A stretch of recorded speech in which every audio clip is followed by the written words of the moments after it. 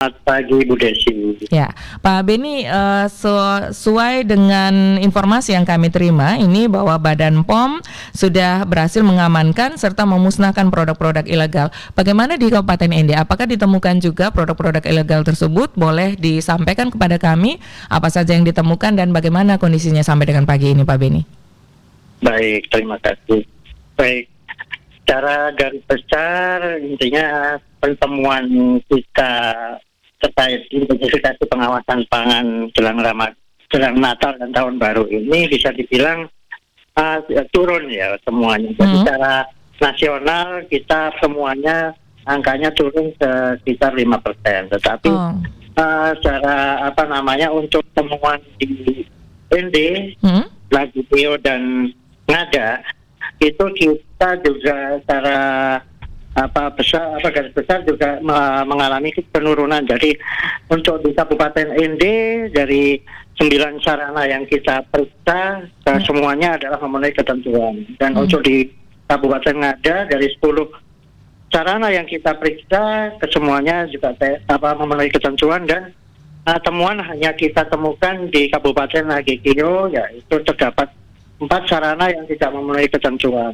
yaitu temuannya adalah produk-produk yang rusak, kadaluarsa dan tidak memiliki izin edar. Ya, oke. Walaupun menurun tapi tetap ditemukan begitu Pak Beni ya? Iya, benar. Oke, ini tersebar di 3 kabupaten, Ende, Nagekeo, Ngada, tidak hanya di Ende saja begitu? Iya. Jadi terkait pengawasan kami, skupnya adalah memang di 3 kabupaten tersebut. Oke. Ya, untuk ini ya, terkait dengan temuan ini, apa saja kegiatan kemudian yang dilakukan oleh Badan Lokapom agar Natal memang sudah lewat, tapi masih ada 1 hari raya besar lagi yaitu Tahun Baru. Kemungkinan juga pembelian masih akan terus meningkat, akan terus tinggi begitu sampai dengan lepas hari Tahun Baru nanti. Apakah Lokapom Ende masih akan terus melakukan pengawasan semacam ini? Lalu apa saja kegiatan untuk mencegah hasil temuan seperti yang sudah didapatkan sebelum Natal ini, Pak Beni? Iya, baik. Terkait pengawasan intensifikasi ini memang kita lakukan sebanyak 5 tahap, yaitu dengan periode yaitu 1 Januari hingga 7 Januari 2022. Jadi terkait pengawasan yang akan kita lakukan, meskipun Natal memang sudah lewat, tetapi masih ada beberapa minggu hingga tanggal 7 Januari yang akan tetap kita galakkan pengawasan di sarana retail atau di sarana-sarana distribusi. Kemudian terkait temuan yang mungkin kita juga menghimbau kepada masyarakat agar belanja di sarana-sarana yang legal, yang memang sudah jelas bahwasanya mereka menjual produk-produk yang legal juga, seperti itu. Oke.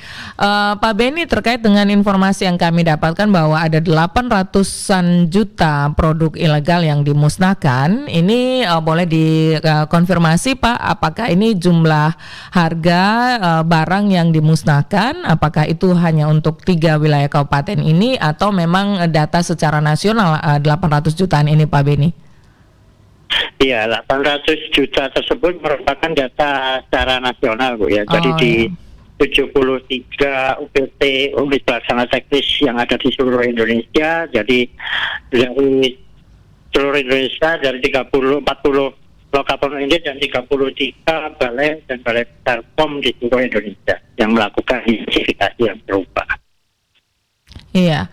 Kalau misalnya untuk puluhan produk tadi yang ditemukan di ND dan juga Nagekeo dan Ngada, nominalnya berapa Pak kira-kira Pak Beni? Untuk di wilayah kita nominalnya sebesar Rp2.123.500. Oke. Ya, jadi dari 800-an juta itu untuk wilayah Lokapom ND ini 2 jutaan begitu nominal yang dimusnahkan ya Pak Beni ya? Termasuk kecil ya kalau untuk angka nasional ini Pak Beni? Iya, kalau untuk angka nasional memang termasuk kecil karena ya memang di wilayah kita memang tidak terdapat memang distributor yang sifatnya besar dan skalanya nasional, sehingga memang temuan-temuan yang terdapat juga memang hanya di distributor atau mungkin reseller kecil yang menjual produk yang tidak memenuhi ketentuan. Oke, baik. Pak Beni, apa himbauan Anda agar walaupun angkanya kecil ini tidak menutup kemungkinan bisa terjadi lagi begitu ya? Apa yang Anda ingin sampaikan untuk masyarakat sama-sama bisa mencegah ini tidak hanya karena ada pengawasan dari BPOM saja, Pak Beni? Iya, baik. Saya himbau kepada masyarakat agar lebih cerdas ya dalam memilih atau membeli produk.